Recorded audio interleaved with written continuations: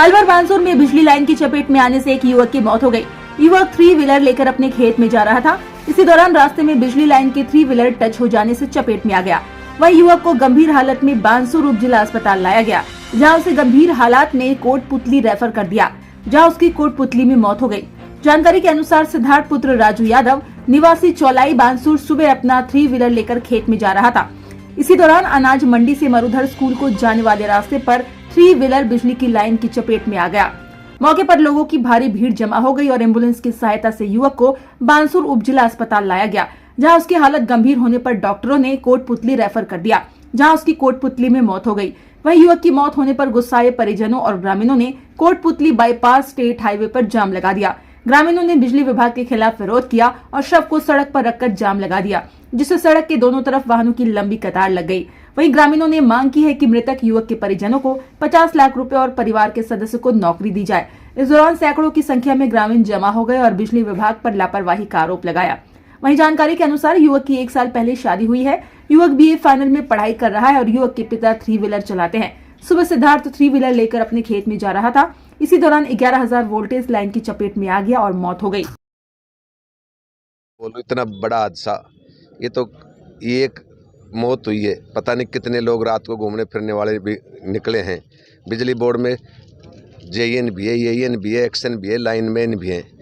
गाड़ी भी इनकी घूमती फिरती रहती है और फिर भी इनका ध्यान नहीं है। पूरी रात कब से तार टूटा है, कब से नहीं टूटा, ये हालत है। अब इस हालत में क्या कहें।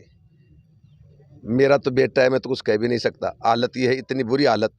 और मैं तो सरकार से भी क्या कहूँ, किसी का बेटा चला जाए और इससे बड़ा हादसा तो कोई भी नहीं है।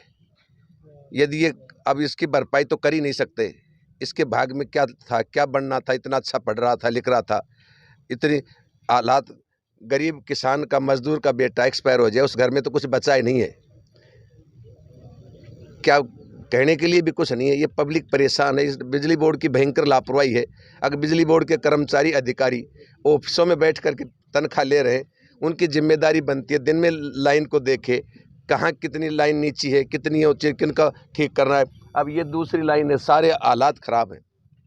हम तो इनसे कहते हैं इस इंसान की भरपाई तो किसी तरह से कर ही नहीं सकते, व्यक्ति हम ला नहीं सकते।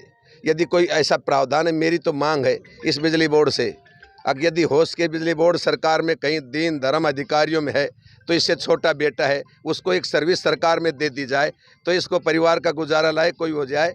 मुआवजा सरकार जब साधारण व्यक्ति को मरने के लिए भी 10, 20, 50 लाख रुपए देती है, इस लड़के की, ये इंग्लिश मीडियम में अच्छा लड़का पढ़ा लिखा है, मुआवजा सरकार दे। आज नॉर्मल मुआवजा भी सरकार, मेरी तो मांग है 50 लाख रुपए सौरे को, परिवार को मुआवजा दे और परिवार में इससे छोटा बेटा है उसको एक नौकरी सरकार व्यवस्था करे। मेरी तो सबकी तरफ से यही मांग है, बाकी हम तो कुछ कह नहीं सकते। मेरा तो बेटा है, हम कुछ गरीब किसान का, मजदूर का बेटा है, जो आदमी टेम्पू चला करके गुजारा कर रहा है और उसकी सरकार नहीं सुन रही है। सरकार से मेरी एक विशेष मांग है और सब पब्लिक की तरफ से मांग है, इससे छोटा बेटा है उसको नौकरी दे दी जाए और 50 लाख रुपए इसके माँ बाप को, जो गरीब मजदूर है, मजदूरी करके गुजारा कर रहे हैं, वो मुआवजा बिजली बोर्ड दे।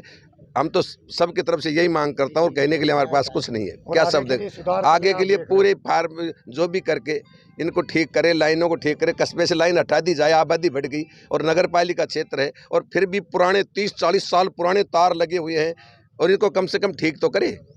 इतना बिल ले रहे हैं, इतना पैसा ले रहे हैं, इतना BCR भर रहे हैं, फिर भी ये पैसा जा कहाँ रहा है। जो तार ठीक करने के लिए, कस्बे में तार ठीक करने के लिए इनके पास आदमी नहीं है, इनके पास नए तार नहीं है, नई लीड नहीं है, तो फिर क्या कहीं से। भयंकर बिजली बोर्ड की लापरवाही है। ये हमारी तहसील है बानसूर। तो क्या जब तक ये डेड बॉडी